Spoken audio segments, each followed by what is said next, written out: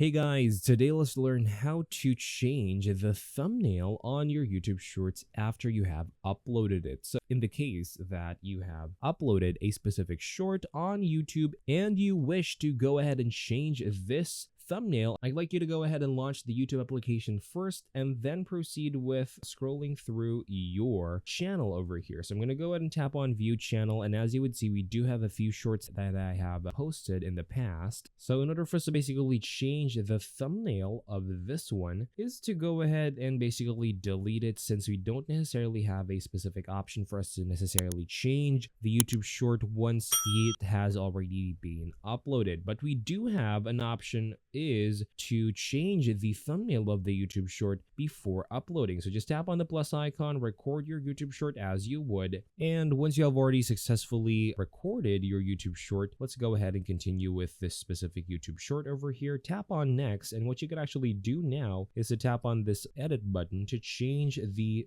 thumbnail of this specific YouTube short. Tap on check once you're done, and then tap on upload short if you prefer to upload it already on your timeline. Essentially, that is all for this video. Thank you guys for watching. Please like and subscribe, and take care.